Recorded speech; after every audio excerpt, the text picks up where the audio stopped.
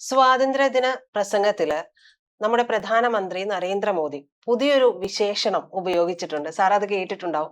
ദിമാഗി നക്സൽ എന്നാണ് പറഞ്ഞത്. അദ്ദേഹം ഇങ്ങനെയാണ് പറഞ്ഞത്: വനങ്ങളിൽ നിന്ന് ആയുധധാരികളായിട്ടുള്ള നക്സലുകളെ തുടച്ചു നീക്കിയെങ്കിലും തലച്ചോറിൽ നക്സലിസം സൂക്ഷിക്കുന്ന ദിമാഗി നക്സലുകൾ ഇപ്പോഴും നിഴലുകളിൽ ഒളിച്ചിരിക്കുന്നുണ്ട് എന്നും അവരെ തിരിച്ചറിഞ്ഞ് ഒറ്റപ്പെടുത്തണമെന്നുമായിരുന്നു ആ ആഹ്വാനം ഉണ്ടായിരുന്നത്. ഇപ്പോ എന്താണ് ദിമാഗി നക്സൽ എന്ന് പറയുന്ന പ്രയോഗത്തിലൂടെ നമ്മുടെ പ്രധാനമന്ത്രി ഉദ്ദേശിക്കുന്നത്? പ്രധാനമന്ത്രി ഉദ്ദേശിക്കുന്നത് വളരെ പ്ലെയിൻ ആയിട്ട് അങ്ങോട്ട് പറഞ്ഞ ഒറ്റ കാര്യമാണ്. അത് പുള്ളീനെ നിങ്ങൾ വിമർശിക്കാതിരിക്കൂ, നിങ്ങൾ വളരെ നല്ല മനുഷ്യരായിരിക്കും എന്ന്. അല്ലെങ്കിൽ നിങ്ങൾ പല പല വാക്കുകൾ പുള്ളി ഇതിനു മുമ്പേ കോയിൻ ചെയ്തിട്ടുണ്ട്. അതിൽ പലതും ഇപ്പൊ ആന്തോളൻ ജീവി എന്ന് പറഞ്ഞൊരു വാക്ക് പുള്ളി പറഞ്ഞിട്ടുണ്ട്. അതായത് അതിന്റെ അർത്ഥം എന്ന് പറയുന്നത് അന്ന് JNUവിലെ ഇടത് വിദ്യാർത്ഥികളെ ആക്ഷേപിച്ചുകൊണ്ട് ഇന്ത്യയെ വെട്ടിമുറിക്കാൻ ശ്രമിക്കുന്നവർ എന്നുള്ള അർത്ഥത്തിൽ ടുക്കട ടുക്കട ഗ്യാങ് എന്ന് വിളിച്ചിട്ടുണ്ട്. മനസ്സിലായി? അതായത് മുറിക്കാൻ. ആന്തോളം ജീവി എന്ന് പറഞ്ഞിട്ടുണ്ടെങ്കിൽ മറ്റേ സമരം മാത്രം തൊഴിലായി നടക്കുന്ന കുറെ ആളുകൾ എന്നുള്ളത് ഒരു ഘട്ടത്തിൽ വിളിച്ചിട്ടുണ്ട്. ടുക്കട ടുക്കട ഗ്യാങ് വിളിച്ചിട്ടുണ്ട്. അതിനുശേഷം അർബൻ നക്സൽ എന്ന് പറയുന്ന ഒരു പ്രയോഗം കൊണ്ടുവന്നിരുന്നു. അർബൻ നക്സൽ പ്രയോഗവുമായി ബന്ധപ്പെട്ട് നമുക്കറിയാം, ഭീമ കൊറേഗാവ് കേസുകളിലൊക്കെ പെട്ട് നിരവധി ആളുകൾ ജയിലിൽ കിടന്നു. ഒരു കപ്പോ പോലും ഒരു എടുത്തു വരുത്താൻ പറ്റാത്ത സ്റ്റാൻ സ്വാമിയൊക്കെ അടക്കം ജയിലിൽ കിടന്ന് മരിച്ചു പോയിരുന്നു. അന്ന് കേരളത്തിലെ ഏറ്റവും പ്രമുഖമായിട്ടുള്ള ഒരു യൂട്യൂബർ ചെയ്ത വീഡിയോ കണ്ട് ഞാൻ മരിച്ചു എന്ന് ഞാൻ വിചാരിച്ചു. കാരണം പുള്ളി വീഡിയോ ചെയ്തത് ഈ സ്റ്റാൻ സ്വാമിയെ സ്വർഗത്തിലേക്ക് അയച്ചതിന് മോദിക്ക് നന്ദി എന്ന് പറഞ്ഞിട്ടാണ് വീഡിയോ. സ്വന്തം മറ്റേ ഫോളോവേഴ്സിനെ തൃപ്തിപ്പെടുത്താൻ വേണ്ടി അത്തരത്തിലുള്ള ഒരു തമ്പാണ് പുള്ളി കൊടുത്തിരുന്നത്. ഇന്നും എനിക്കത് ഭയങ്കര അമ്പരപ്പാണ്. എങ്ങനെ അങ്ങനെ ഒരു തമ്പ് എന്ത് ചെയ്യാൻ പോകുന്നു, കൊടുക്കാൻ തോന്നുന്നു എന്നുള്ളതിനെ കുറിച്ച്. അപ്പൊ ഇതിൽ ഏറ്റവും പ്രകടമായ കാര്യം എന്ന് പറഞ്ഞാൽ പുള്ളി ഇതിനെക്കുറിച്ചൊക്കെ ഭയങ്കരമായി വറീഡ് ആയിരിക്കുന്നു. ദിമാഗി നക്സൽ യഥാർത്ഥത്തിൽ ഇപ്പൊ ഇതൊക്കെ പറഞ്ഞ് വെറുതെ പുലിവാല് പിടിച്ചേക്കണേന്ന് പറയാം. കാരണം എന്താണെന്ന് വെച്ചിട്ടുണ്ടെങ്കിൽ ഈ ദിമാഗി നക്സൽ എന്ന് പറയുന്ന കാര്യം പറഞ്ഞപ്പോ തന്നെ ദിമാഗി നക്സൽ ജനതാ പാർട്ടി എന്ന് പറഞ്ഞൊരു പാർട്ടി വന്നു. ഇപ്പൊ എന്ത് പറഞ്ഞാലും പാർട്ടി എന്റെ പൊന്നെ, പാർട്ടി വന്നിട്ടെന്ന് പറഞ്ഞിട്ടുണ്ടെങ്കിൽ ഇപ്പൊ ഏതാണ്ട് 363K99 ഇതായിട്ട് അതായത് 3,63,000 ആളുകൾ ഫോളോ ചെയ്തു തുടങ്ങി. മണിക്കൂറുകൾക്കുള്ളിൽ 1,50,000 1,60,000-ത്തിലധികം ആളുകൾ ഫോളോ ചെയ്തു. ഫോളോ ചെയ്ത് കഴിഞ്ഞപ്പോഴത്തേക്ക് പറഞ്ഞാൽ പതിവ് പരിപാടി ഇറക്കിയത് മറ്റേ അവരുടെ ഇൻസ്റ്റാഗ്രാം പേജ് പോയി. പക്ഷെ പോയപ്പോ വിചാരിച്ച് തലവേദനയും പിന്നെന്ന് വെച്ചു. കാരണം വേറെ 100 പേജ് വന്നുകൊണ്ടിരിക്കണം. എന്നാ പിന്നെ ഇത് തന്നെ ആയിക്കോട്ടെ എന്ന് വെച്ചാൽ 100 പറയണ്ടല്ലോ വെച്ച് അത് തിരിച്ചു കൊടുത്തപ്പോ ഇപ്പൊ ഞാൻ പറഞ്ഞ രാവിലെ ഇന്ന് 7:20 നോക്കുമ്പോഴത്തെ പറഞ്ഞാൽ പോസ്റ്റ് 99 എണ്ണം 363K ആണ്. അവര് പറയുന്നത് ഒരു ദിമാഗി ഇന്ത്യക്കാരനാവുക എന്നുള്ളതാണ് പറയുന്നത്. മനസ്സിലായേ? അപ്പൊ ദിമാഗി ഇന്ത്യക്കാരനാവുക എന്ന് പറഞ്ഞാൽ ചിന്തിക്കുക, ഗവേഷണം ചെയ്യുക, പ്രതിരോധിക്കുക എന്നുള്ള അർത്ഥത്തിലാണ് പുള്ളി എന്ത് ചെയ്യുന്നത് പറയുന്നത്. അപ്പൊ അത്തരത്തിൽ ഇപ്പൊ ഒരു വലിയ പ്രക്ഷോഭത്തിന് ഒരു തുടക്കം ഇട്ടു. അപ്പൊ കിരൺ റിജിജു വന്ന് പോസ്റ്റ് ചെയ്തേക്കണമെന്ന് പറഞ്ഞിട്ടുണ്ടെങ്കിൽ ഈ പറയുന്ന മനസ്സിൽ ഈ നക്സലിസം കാത്തു സൂക്ഷിക്കുന്ന ആളുകൾ ഇപ്പോഴും ഒഴിവായിട്ടില്ല. അപ്പൊ അതിനെ മാത്രമാണ് ഉദ്ദേശിച്ചത് എന്നുള്ളതാണ് രാഷ്ട്രീയ മറ്റേ. പക്ഷേ ജയറാം രമേശ് വന്നിട്ട് പറയുന്നത് രാഷ്ട്രീയ എതിരാളികളെ വേട്ടയാടാനോ അധിക്ഷേപിക്കാനുള്ള BJPയുടെ നിരാശയിൽ നിന്ന് ഉൾക്കൊണ്ടിട്ടുള്ള ഒരു പ്രയോഗമാണ് എന്നാണ് പറയുന്നത്. യഥാർത്ഥത്തിൽ അത് തന്നെയാണ് സത്യം. മറ്റേ നമ്മുടെ പി ചിദംബരമാണ് ഏറ്റവും കൂടുതൽ സ്കോർ ചെയ്തത്. പി ചിദംബരം എക്സിൽ പോസ്റ്റ് ചെയ്തേക്കണമെന്ന് പറഞ്ഞാൽ പ്രൗഡ് ടു ബി എ ദിമാഗി നക്സൽ എന്ന് പറഞ്ഞിട്ടാണ്. അഭിമാനമുണ്ട് ഒരു ദിമാഗി നക്സൽ ആണെന്ന് പറയാനുള്ളതാണ്. ഒന്ന് ആലോചിച്ച് നോക്കി, ആ കോക്രോച്ചിനെ കുറിച്ച് വെറുതെ മറ്റേ സൂര്യകാന്ത് പറഞ്ഞിട്ടുള്ളതിന്റെ തലവേദന ഒന്ന് കെട്ടടങ്ങിയിട്ടുള്ളൂ. ഇപ്പൊ അടുത്തത് എന്തായി? ഇതിപ്പോ ഇത്തരത്തിലുള്ള പ്രസ്ഥാനങ്ങളെ കൊണ്ട് നമ്മുടെ രാജ്യം നിറയുന്ന ഒരു രാജ്യം നിറയുന്നത് മാത്രമല്ല, അതിനൊക്കെ ഭയങ്കരമായ ഫോളോവേഴ്സ് കിട്ടിക്കൊണ്ടിരിക്കുകയാണ്. പിന്നെ ഇത് കൂടാതെ എന്ന് പറഞ്ഞാൽ ഇതൊക്കെ പറയുന്ന സമയത്ത് നിങ്ങളൊന്ന് ആലോചിച്ചു നോക്കണം. മറ്റേ NTA അടുത്ത പരീക്ഷ UGC നെറ്റും കൂടി ചോർന്ന് ജൂണിൽ ഇപ്പൊ പരീക്ഷ നടത്തിയതിനു ശേഷം ജൂണിൽ കഴിഞ്ഞതിന് ശേഷം 1.5 മാസം കഴിഞ്ഞിട്ട് ഒരു പരീക്ഷ ചോർന്ന് ഇനി നമുക്ക് വീണ്ടും എഴുതാന്നാ പറയണം. 1.5 മാസം കഴിഞ്ഞു. വളരെ സിമ്പിളി അത് പറയുന്നത്. വളരെ സിമ്പിൾ ആയിട്ടാ പറയുന്നത്.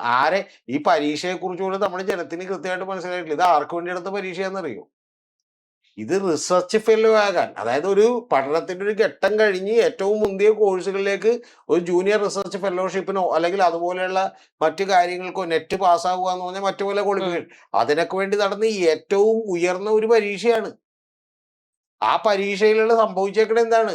മറ്റേ 65 ക്വസ്റ്റ്യൻ കഴിഞ്ഞ തവണത്തത് വന്നേക്കണു, കഴിഞ്ഞ തവണത്തിൽ നിന്ന് 40 ക്വസ്റ്റ്യൻ വന്നേക്കണു. ഇങ്ങനെ പല പല ക്വസ്റ്റ്യൻ പേപ്പറുകളിൽ നിന്നുള്ള തുടർച്ചയാണ് ഇതിനകത്ത് വന്നേക്കണം. അന്നേരം ഇതിനകത്ത് കുഴപ്പമുണ്ടെന്ന് ചിലരൊക്കെ ചൂണ്ടിക്കാണിച്ചതാണ്. അന്നേരം ഒരു കുഴപ്പമില്ല എന്ന് തോന്നി ഇവർക്ക് വേണ്ടി ന്യായീകരിച്ചവരൊക്കെ ഇപ്പൊ ശരിക്കും പറഞ്ഞാൽ അവരെന്ത് ചെയ്യും, മറ്റേ അവര് പ്ലിങ്ങായി എന്ന് പറയാം. ഒന്ന് ആലോചിച്ചു നോക്കി. അല്ല, അവര് തന്നെ ഇപ്പൊ എന്ത് പറയും? ഞാൻ ഇതിനെക്കുറിച്ച് ന്യായീകരിച്ചുകൊണ്ടിരിക്കുകയാണ്.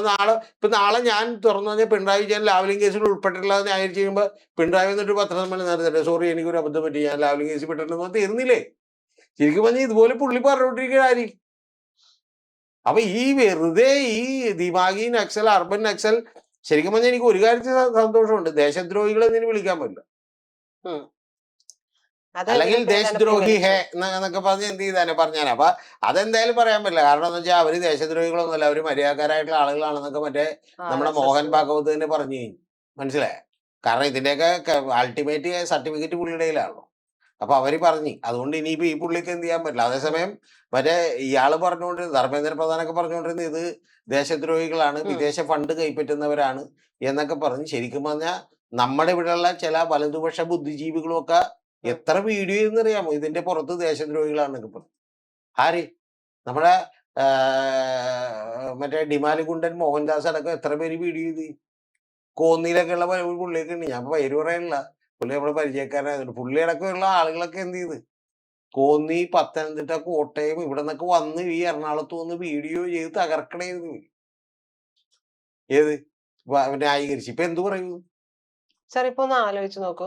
UGC നെറ്റ് ഉൾപ്പെടെയുള്ള പരീക്ഷകൾ നടത്താൻ പ്രാപ്തരല്ല ഈ കേന്ദ്രം എന്നുള്ളത് തെളിയിക്കപ്പെടുകയാണ്. ഈ തെളിയിക്കപ്പെട്ടു. അതിനുശേഷം അതായത് നീറ്റിന്റെ പ്രശ്നം എല്ലാം കഴിഞ്ഞതിന് ശേഷമാണ് ഈ ഈ പറയുന്ന ദിമാഗി നക്സൽ എന്ന് പറയുന്ന പ്രയോഗം വരുന്നത്. സത്യത്തിൽ ഇവർ ഉദ്ദേശിച്ചത് ഈ കുട്ടികളെ തന്നെയല്ലേ?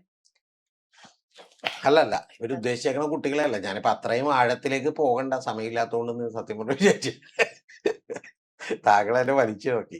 സാധാരണ ഇത്ര ചോദ്യങ്ങളൊന്നും ചോദിക്കാറില്ല. അപ്പൊ സത്യത്തിൽ ഇതിന്റെ പ്രശ്നം എന്താ വെച്ചാൽ ഈ കുട്ടികൾ ഉദ്ദേശിച്ചിട്ടല്ല ഇത് പറയുന്നത്. താങ്കള് ഓർഗനൈസറിൽ ഒരു ലേഖനം വന്നിട്ടുണ്ട്. ഞാനിപ്പോ ആ ലേഖനത്തിന്റെ ഡീറ്റെയിലിങ്ങിലേക്ക് പോകുന്നില്ല, കാരണം ഞാൻ ഇവിടെ തന്നെ കുറച്ച് സമയം വൈകാണല്ലോ എത്തിയത്. അപ്പൊ അതുകൊണ്ട് ശരിക്കും പറഞ്ഞിട്ടുണ്ടെങ്കിൽ ഓർഗനൈസറിൽ ഒരു ലേഖനം വന്നപ്പോ താങ്കൾക്കൊക്കെ ഓർമ്മയുണ്ടാവും, ജോൺ ബ്രിട്ടാസ് അതിലെ 3ാമത്തെ പേരുകാരനായിരുന്നു. അപ്പൊ അതിൽ 10 പേരുടെ പേരുകൾ പറഞ്ഞിട്ടുണ്ട്. മനസ്സിലായി? 10 പേരുടെ പേരുകൾ പറഞ്ഞിട്ടുണ്ട്. അതിൽ 2 പേര് നമ്മുടെ മഹുവ മൊയ്ത്രയും മറ്റേ TMCയുടെ MP-മാരാണ്. മനസ്സിലായി? ബാക്കി 8 പേരെന്ന് പറയുന്നത് മറ്റേ നമ്മുടെ ഇവിടെയുള്ള പ്രമുഖരായിട്ടുള്ള ആളുകളെയൊക്കെയാണ്. മനസ്സിലായി? ഇവരൊക്കെ ഉൾപ്പെടെ. അപ്പൊ യഥാർത്ഥത്തിൽ ഈ പറയുന്ന 3ാമത്തെ പേരുകാരനായിട്ട് നമ്മുടെ ജോൺ ബ്രിട്ടാസ് ആണ്. പിന്നെ നമ്മുടെ നമ്മുടെ ഇലക്ഷൻ അനാലിസിസ് ഒക്കെ നടത്തുന്ന യോഗേന്ദ്ര യാദവ്, ഇതുപോലെയുള്ള ആളുകളൊക്കെയാണ് അതിനകത്ത് എന്ത് ചെയ്തേക്കണം, പെട്ടേക്കണം. അപ്പൊ അത്ര ആളുകൾ ഉദ്ദേശിച്ചിട്ടാണ് യു ബ്ലഡി ദിമാഗി നക്സൽസ് എന്ന് വിളിച്ചത്. അതായത് പിൻ പോയിന്റിൽ നിൽക്കുന്ന ആൾക്കാർ എന്ന് പറഞ്ഞിട്ടുണ്ടെങ്കിൽ ഈ പിള്ളേരല്ല പ്രശ്നം. ഇവരെ ഇളക്കി വിടുന്നത് പിള്ളേര് എന്ന് പറഞ്ഞാൽ പിള്ളേര് പ്രശ്നമില്ല. പിള്ളേര് ഇപ്പൊ പാവം പോസ്റ്റലിലൊക്കെ ജോലി ചെയ്ത് അവര് ജീവിച്ചോളും. പക്ഷെ ഇവര് പുറകിൽ നിന്ന് ഇതുപോലെ ഇളക്കി വിട്ടിട്ടാണ് ഈ പ്രശ്നം ഉണ്ടാക്കണേതാണ് പുള്ളി സത്യത്തിൽ എന്ത് ചെയ്തേക്കണം. അതല്ലേ? അല്ല, പുള്ളി ശരിക്കും തകർന്ന് അരിപ്പണി പോയി. കാരണം എന്ന് വെച്ചാൽ ആദ്യമായിട്ടൊരു മന്ത്രി എന്ത് ചെയ്യേണ്ടി വരാം, രാജിവെക്കേണ്ടി. ഇവരുടെ സമരം സ്ട്രോങ് ആയി 39 ദിവസം കഴിഞ്ഞപ്പോ തന്നെ എന്ത് ചെയ്ത്, മനസ്സിലായ? മറ്റേ ധർമ്മേന്ദ്ര പ്രധാനെ വിളിക്കാൻ വേണ്ടി സംസാരിച്ചപ്പോ ഒന്നും പറയട്ടെ, രാജിവെച്ചോന്ന് പറഞ്ഞു. ഇവരുടെ സമയങ്ങളെയല്ല. കാരണം വെച്ചാൽ എന്റെ കസേരക്കാണ് ഇളക്കാൻ തരേണ്ടത്. നിനക്കൊക്കെ അവിടെ ഇത് വായി തോന്നി പറയാന്ന് പറഞ്ഞ് എന്ത് ചെയ്തു. ഇത് ഈ സംഭവത്തിന് ശേഷം, ഈ CJPയുടെ പ്രൊട്ടസ്റ്റിന് ശേഷം നിങ്ങൾ കൃത്യമായി അനലൈസ് ചെയ്തിട്ടുണ്ടെങ്കിൽ ഇതിന്റെ ഒരു ഭയം മുഴുവൻ നേളിച്ചാണ്. പാർലമെന്റ് സെഷനിലേക്ക് 2 പേരും വന്നിട്ടില്ല. മനസ്സിലായ? ഒന്ന് ആലോചിച്ച് നോക്കി. പാർലമെന്റ് സെഷനിലേക്ക് ഇന്ത്യൻ പ്രധാനമന്ത്രിയും ഇന്ത്യൻ ആഭ്യന്തര വകുപ്പ് മന്ത്രിയും വന്നില്ല. ലാസ്റ്റ് വന്നെങ്ങനെ, ലാസ്റ്റത്തെ ദിവസങ്ങളിൽ മാത്രം വരാമെന്ന് പറഞ്ഞ് ജസ്റ്റ് എന്ത് ചെയ്ത് വന്നു. അപ്പൊ അങ്ങനെ വരാൻ വേണ്ടി തീരുമാനിക്കുമ്പോൾ പോലും നിങ്ങൾ അറിയേണ്ട ഏറ്റവും പ്രധാനപ്പെട്ട കാര്യം എന്ന് പറഞ്ഞാൽ, ആ വരാൻ വേണ്ടി തീരുമാനിക്കുന്ന സമയത്ത് പോലും ശരിക്കും പറഞ്ഞാൽ അമിത്ഷാ കുറച്ച് ഡയലോഗ് ഇറക്കിയിട്ട് വരണം. കാരണം അപ്പൊ പോലും ഇവർക്കൊരു കോൺഫിഡൻസ് ഇല്ല. മനസ്സിലായ? അപ്പൊ അങ്ങനെയൊക്കെ നിൽക്കുമ്പോഴാണ് ഈ പറയുന്ന പോലെ എന്ത് ചെയ്തു ഈ യുവമാരെ കൊണ്ടൊക്കെ എന്ത് ചെയ്യില്ല. മനസ്സിലായി? തലവേദനയല്ലോ. ആ കോൺഫിഡൻസ് ഇല്ലായ്മ നമുക്ക് ശരിക്കും വന്നിട്ടുണ്ടെങ്കിൽ, ഇപ്പൊ താങ്കൾ ഒരു ഉദാഹരണം ഞാൻ പറഞ്ഞുതരാം. ഇപ്പൊ TG മോഹൻദാസ് സാധാരണ പുള്ളി ഭയങ്കര കോൺഫിഡന്റ് ആയിട്ടിരുന്ന് കാര്യങ്ങളെ വസ്തുതാപരമായി സംസാരിക്കുന്നു എന്നുള്ള നിലക്ക് പറയാൻ ശ്രമിക്കുന്ന ഒരാളാണ്. പുള്ളിയുടെ തന്നെ ഇതെങ്ങനെ കൈവിട്ടു പോയത്? ഉം. കാരണം വെച്ചാൽ ഇത് RSSും സംഘപരിവാറിന്റെയും BJPയുടെ ഒക്കെ മുഴുവൻ റാങ്ക് ആൻഡ് ഫയലിൽ പ്രശ്നമുണ്ട്. കാരണം ഇത് ആകെ പ്രശ്നമായിട്ടിരിക്കുന്നത് അകത്ത് തന്നെ. ഏത് തൊട്ടാ പെട്ട്. ഇത് നമ്മൾ വിചാരിച്ചത് നമ്മൾ ഭയങ്കര സൂപ്പർ ആണെന്നാണ്, നമ്മൾ ഗംഭീരാണെന്നാണ്, അടുത്ത 50 കൊല്ലം നമ്മൾ ഭരിക്കാന്നാണ്. ഉം.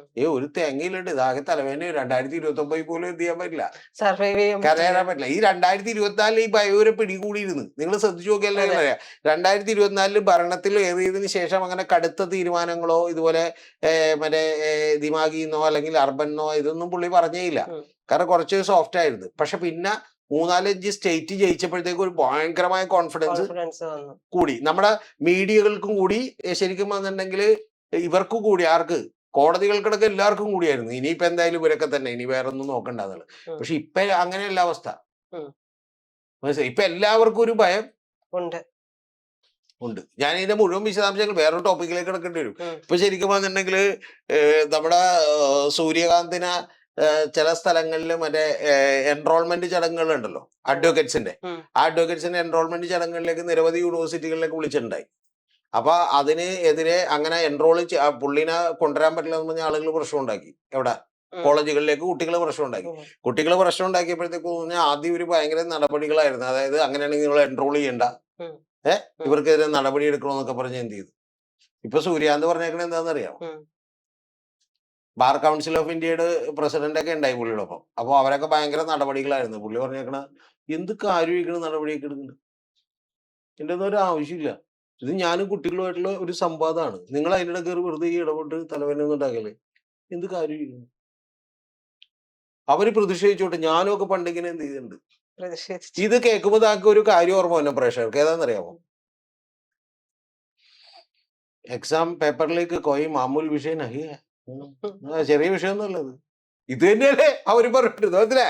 ഞാനും കൂടി നിങ്ങളൊപ്പം എന്ത് ചെയ്തു, ചേരുന്നു. അല്ല, എല്ലാരും ചേരുന്നു. ആര്?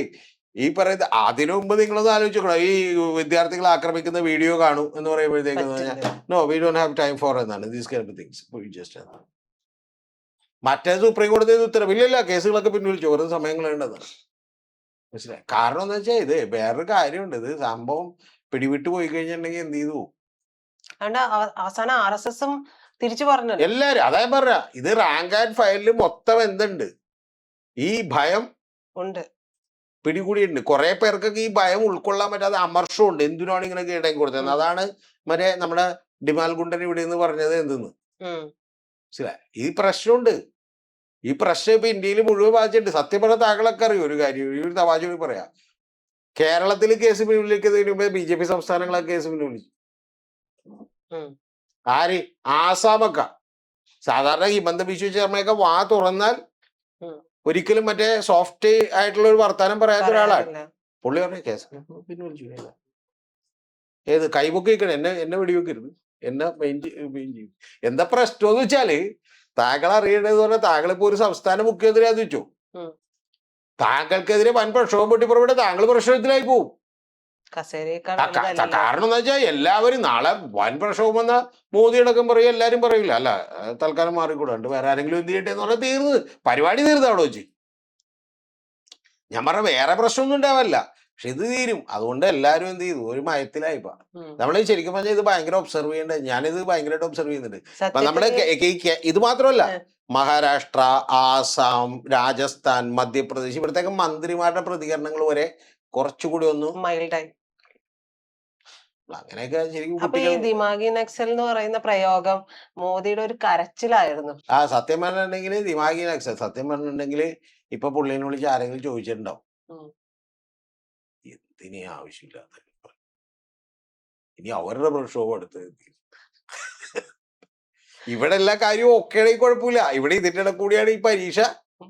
പട മേടിച്ച് പന്തളത്ത് നിന്നപ്പോ പന്തംകുളത്തി പറഞ്ഞ പോലെ. അപ്പൊ അതുകൊണ്ട് എന്താണ് ഇത്, നമ്മള് മറ്റേ തമാശ കളിക്കുമ്പോ പറയില്ലേ ഞാൻ കീഴടങ്ങി എന്ന് പറയില്ല, ഞാൻ കൈപ്പൊക്കിട്ട് എന്നെ വെടിവെക്കരുത്, മറ്റേ കളിത്തോക്കെ കേട്ട് കളിക്കും. അതുപോലെ ആദ്യം തന്നെ എന്ത് ചെയ്യും, നമ്മളെ കാര്യം പറഞ്ഞിട്ടുണ്ടെങ്കിൽ എല്ലാവരുടെ ഭാഷയിലും ഉണ്ട്. RSS മുതൽ ഇങ്ങോട്ട് എല്ലാവരുടെയും. പിന്നെ നിങ്ങൾ വിചാരിക്കുന്ന പോലെ RSSന്റെ ശ്രീകുമാർ എന്താണ് മറ്റേ പുള്ളിനെ തള്ളി പറഞ്ഞ ആദ്യം തന്നെ നിങ്ങൾ ചിന്തിക്കട്ടെ. തള്ളിക്കളഞ്ഞു എന്ന് മാത്രമല്ല, ഈ മറ്റേ പുള്ളിയുടെ പ്രസ്താവനയെ ഞങ്ങള് അപലപിക്കുന്നു എന്ന് പറഞ്ഞു കഴിഞ്ഞാരാ? TGയുടെ എന്താ കാര്യം? എന്താ ഒരു കണക്കിന് അതായത് താങ്കൾ ഭയങ്കര വയലന്റായി നിൽക്കുന്നു. താങ്കൾ എന്ന് പറഞ്ഞാൽ ഞാൻ പറഞ്ഞ ഒരു വലിയ ജനത. ഉം. അപ്പൊ ഒരു കണക്കിന് പറഞ്ഞ് മോനെ ഈ മോരുവെള്ളം കുടിക്ക്, നിരാഹാരമൊക്കെ അവസാനിപ്പിക്ക്, ടൊക്കട് പാവേ എന്നൊക്കെ വിളിച്ച് കൊടുത്തോണ്ടിരിക്കുമ്പോഴാണ് എന്ത് ചെയ്യണത്? ഏയ് നിങ്ങൾ എന്തെന്ന് പറയണം. അപ്പൊ പിന്നെയും എന്ത് ചെയ്ത് നമ്മൾ ഇത് കൃത്യമായും ആളുകൾ മനസ്സിലാക്കണമെങ്കിൽ നമ്മൾ എന്ത് ചെയ്യും? വീട്ടിലെ സിറ്റുവേഷൻ നോക്കിയാൽ മതി. ഈ അജു വർഗീസിന്റെ ഒക്കെ വീട്ടിൽ താങ്കൾ 4 കുട്ടികളാണ്. അപ്പൊ 4 കുട്ടികളെ വൈഫ് ഇങ്ങനെ ഉറങ്ങുമ്പോ അജു വർഗീസ് ഒക്കെ പറയാറുണ്ട്, സൗണ്ട് ഉണ്ടാക്കാതെ മെല്ലെ വേണം എന്ത് ചെയ്യാൻ. എനിക്കൊന്നും ഇത് മനസ്സിലായിട്ടില്ല. ഞാനൊക്കെ അന്ന് മുച്ചുണ്ടാക്കുമായിരുന്നു നേരെ വീട്ടിൽ കിടന്നത്. അപ്പൊ അത് കൊച്ചിനെ ഇങ്ങനെ നമ്മൾ മിണ്ടാതെ ഉറക്കി ഇങ്ങനെ ഒരു കിടത്തി ഒക്കെ കുഴപ്പമില്ല എന്ന് പറയുന്ന അവസ്ഥയിൽ നിൽക്കുമ്പോ ഹലോ എന്ന് പറയാം. അപ്പൊ തന്നെ കൊച്ചു എഴുന്നേറ്റ് അപ്പൊ പിന്നെ പ്രശ്നം പറയാ തലവേദന. മനസ്സിലായി? ഇത് തന്നെ ഇതിന്റെ കുറച്ചൊരു ലാർജർ വേർഷൻ ആണെന്ന് മാത്രമേ ഉള്ളൂ. ഇത് മനസ്സിലായ? അല്ല ഇത് ശ്രദ്ധിച്ചു നോക്കണം. ഇപ്പൊ സോനം വാങ്ങിച്ചുക്കിനെ കണ്ടിട്ട് ഇവര് എന്താ ചെയ്തതെന്നറിയോ? രാവിലെ ഉച്ചക്കും വൈകുന്നേരം ഒക്കെ ആപ്പിളൊക്കെ മേടിച്ചിരുന്നത്. നല്ല apple, lime juice, Kashmiri apple. നാരങ്ങ വെള്ളം, വിശന്ന് കിടക്കണ കഴിക്കൂ കഴിക്കൂ എന്നത് നിർബന്ധിച്ച്. എന്നിട്ട് ശരിക്കും പറഞ്ഞിട്ടുണ്ടെങ്കിൽ പുള്ളിക്ക് എന്ത് ചെയ്തു? നാരങ്ങ കൊടുത്ത് ഇത് അവസാനിപ്പിച്ചപ്പോഴും ഒരു കണ്ടീഷൻ പറഞ്ഞിരുന്നത് എന്താണെന്നറിയാമോ? ഈ ചിത്രം പുറത്ത് ചിത്രം അന്ന് വൈകുന്നേരം തന്നെ പുറത്തു വിട്ടു. എന്താണെന്നറിയാമോ? ചിത്രം എന്ന് വൈകുന്നേരം തന്നെ പുറത്തു വിട്ടു. ഈ ഇതൊക്കെ ലംഘിച്ചെന്ന് വെച്ചാൽ ഇങ്ങനെ ഒരു ചിത്രം ഒന്ന് സംഘടിപ്പിക്കാനാണ് കഷ്ടപ്പാട്. അപ്പൊ അതേ എല്ലാരും കാണുമ്പോ കുഴപ്പമില്ല, പുള്ളി ഇവിടെ പ്രശ്നം ഇത്. പക്ഷെ അതുകൊണ്ട് നിൽക്കൂലെന്ന് ഇവർക്ക് മനസ്സിലായി. അതുകൊണ്ടാണ് പറഞ്ഞത് സംഭവം എന്ത് ചെയ്തോ? മറ്റേ ധർമ്മേന്ദ്ര പ്രധാൻ ഇങ്ങനെ പേപ്പറൊക്കെ എടുക്കാന്ന് പറയും. പേപ്പറൊക്കെ ഇവിടെ തന്നെ ഉണ്ട്, ഒപ്പിട്ട് അങ്ങോട്ട് ഞാൻ ബാക്കിയൊക്കെ ഞാൻ എഴുതിക്കോളാന്ന് പറഞ്ഞാൽ എന്ത് ചെയ്യും? ഒപ്പിട്ട് അല്ലെങ്കിൽ ഒന്ന് ആലോചിച്ച് പാതിരാത്രി 12 മണിക്ക് എന്ത് ചെയ്യും? ഇത് ഐസ കൊയ് മമ്മൂലിന്റെ വിഷയം നൈ എന്ന് പറഞ്ഞ് വീഡിയോ ഇടും. അതാണ് ഇതിന്റെ കാര്യം. അത് ഏത് ഭരണാധികാരി നമ്മളിപ്പോ പുള്ളിയുടെ ഇത് കളിയാക്കല്ല. നമ്മുടെ പ്രധാനമന്ത്രിയാണ്. തീർച്ചയായിട്ടും ഏത് പ്രധാനമന്ത്രി എന്ത് ചെയ്യും? അപ്പൊ ഇതിനു മുമ്പേ കുറച്ച് വിവേകം ഉണ്ടായ ആദ്യം തന്നെ എന്ത് ചെയ്താൽ മതിയായിരുന്നു. സത്യത്തിൽ ഇത്ര വലിയ ഇഷ്യൂ നോക്കില്ലായിരുന്നു. ശരിക്കും പറഞ്ഞാൽ ആദ്യത്തെ ജന്തർ മന്ദറിൽ 2000 പേരായിട്ട് ഈ പ്രക്ഷോഭത്തിന് ഉണ്ടായുള്ളൂ. അപ്പൊ തന്നെ വിളിച്ചിട്ട് ഹലോ വരൂ പോനെ വാ നമുക്ക് എന്ത് ചെയ്യാം, സംസാരിക്കാം. അപ്പൊ നമ്മള് നന്ദനിലേക്കാൻ ഒരു സമിതിയെ വെച്ചു, മറ്റേ ഇത് വെച്ചു, അത് വെച്ചു. എന്നിട്ട് എന്ത് ചെയ്തു? എല്ലാവരെയും നിങ്ങളുടെ കൂടി അഭിപ്രായം തേടും, നിങ്ങളെ കൂടി വിളിച്ച് എന്ത് ചെയ്യും? സംസാരിക്കും എന്നൊക്കെ പറഞ്ഞ അഭിജിത്ത് ദീപ്കേക്കല്ലേ സമ്മതിച്ചു പോയനെ. ഇനി താങ്കൾ ഇനി അടുത്തൊരു കാര്യം, ഐഷി ഘോഷിനെ ഇവരെന്താ വേട്ടയാടുന്നത്? ഇവർക്ക് ഫുൾ സപ്പോർട്ട് ഐഷിയായിരുന്നു. ഇപ്പൊ കണ്ണൂര് വരെ വരുമ്പോഴത്തേക്കും എന്താണ് മറ്റേ അനുവദിക്കില്ല എന്നൊക്കെ പറയുന്നത്. അത് തന്നെ താങ്കളൊന്ന് ശ്രദ്ധിച്ചു നോക്കണേ. രാത്രി 11:30 മെയിൽ അയച്ചേക്കണേ. ഇന്ന് വരെ കേട്ടിട്ടുണ്ടോ താങ്കൾ ഒരു കല്യാണത്തിന് വേണ്ടി ഓഡിറ്റോറിയം ബുക്ക് ചെയ്തിട്ട് രാത്രി 11:30, നാളെ കല്യാണമാണ്, അപ്പൊ രാത്രി 11:30 മെയിൽ വന്നിട്ട് എന്ത് ചെയ്യും? നടത്താതിരിക്കാൻ പറ്റും? എനിക്കങ്ങനെ അനുഭവം ഉണ്ട്. ഞാൻ പണ്ടൊരു സെമിനാർ നടത്താൻ വേണ്ടി ഒരു കോളേജില്, എറണാകുളത്തെ ഏറ്റവും പ്രശസ്തമായിട്ടുള്ള കോളേജിന്റെ ഓഡിറ്റോറിയം ഞാൻ വാടക കൊടുത്തു. ഇനി പേരൊക്കെ പറയാം. മഹാരാജ് കോളേജിന്റെ ഓഡിറ്റോറിയം ഞാൻ വാടക കൊടുത്തു. 10-20 ക്ലാസ് റൂം കൊടുത്തു. അപ്പൊ കളക്ടറേറ്റിൽ നിന്ന് വിളിച്ചു പറഞ്ഞു. അപ്പൊ അതിലൊരു ക്ലോസ് ഉണ്ട് എന്ന്, കളക്ടറേറ്റിൽ നിന്ന് അത് ഗവൺമെന്റ് പരിപാടികൾക്കാണെങ്കിലും മാറിക്കൊടുക്കുന്നു. പക്ഷേ ഗവൺമെന്റ് പരിപാടികൾ ഒരാഴ്ച 2 ആഴ്ച മുമ്പ് ഫിക്സ് ചെയ്യില്ല. ഇത് കറക്റ്റ് എന്ത് അന്ന് മറ്റേ ടൂറിസം വാരാഘോഷവുമായി ബന്ധപ്പെട്ട് ഓണത്തിന് ക്രിസ്മസിനൊക്കെയാണ്. കളക്ടറേറ്റിലെ ആളുകൾക്കൊന്നും പിന്നെ മറ്റേ ഇതൊന്നും നോക്കണ്ടായിരുന്നില്ലല്ലോ, ഗവൺമെന്റ് ഉദ്യോഗസ്ഥരാണല്ലോ. അത് ഇക്കാര്യത്തിലല്ല സംശയം. ഹലോ അപ്പൊ പരിപാടി നടക്കില്ല കേട്ടാ, കട്ട്. അല്ല എന്താ കാര്യം? അല്ല അത് വേറെ പരിപാടി ഉണ്ട്, കളക്ടറുടെ പരിപാടി ഉണ്ട്. അപ്പൊ ഇവര് വിചാരിച്ച് ഞാൻ പിന്നെ എന്ത് ചെയ്യും? കാരണം 600, 700, 1000 പേര് പങ്കെടുക്കുന്ന പരിപാടിയാണ്. എന്ത് ചെയ്യും? 1000 പേരെ അറിയിക്കാൻ പോലും പറ്റില്ല. നാളെ രാവിലെ അവരോട് നിൽക്കൂല 9 മണിയാകുമ്പോ. ഓഫീസൊക്കെ ആകെ പന്താളിച്ചു പോയി. സാർ എന്ത് ചെയ്യും? ഞാൻ പറഞ്ഞു കുഴപ്പമില്ല, നിങ്ങൾ ടെൻഷൻ അടിക്കണ്ട, അവിടെ നിങ്ങൾ വർക്ക് ചെയ്തു, കുഴപ്പമില്ല. അവരെ വീണ്ടും ഇൻവൈറ്റ് ചെയ്യണേന്ന് വരും കുറെ പേരെയൊക്കെ. മുഹമ്മദ് അനീഷ കളക്ടർ വിളിച്ച്, സാർ ഒരു ആവശ്യമുണ്ട്, എനിക്ക് ഇതാണ് കാര്യം. അപ്പൊ ഞാൻ പ്രോഗ്രാം ഫിക്സ് ചെയ്തു. ഇപ്പൊ ഇന്ന് ഉച്ചക്ക് വൈകുന്നേരം 4 മണിക്ക് എന്നോട് പറയണം. അത്ര പേരെ അറിയിക്കാൻ പോലുള്ള സമയം എനിക്ക് ഇല്ല. എന്ത് ചെയ്യും? വളരെ മര്യാദക്കാരനായ മനുഷ്യനാണ്. ഒരു മിനിറ്റ് ഒന്ന് ഹോൾഡ് ചെയ്യും, എനിക്ക് കാര്യം മനസ്സിലായി, I know, let me check because what I can do എന്ന് പറഞ്ഞിട്ട് പുള്ളി ഹോൾഡ് ചെയ്യുന്നുണ്ട്. പുള്ളി അവിടുത്തെ പ്രേക്ഷകരോട് വിളിച്ച് എത്ര മണിക്കാന്ന് ചോദിച്ചു. അപ്പൊ എന്താന്ന് വെച്ചാൽ വൈകുന്നേരം 5 മണിക്കാണ് ഈ ആഘോഷത്തിന്റെ പ്രോഗ്രാം.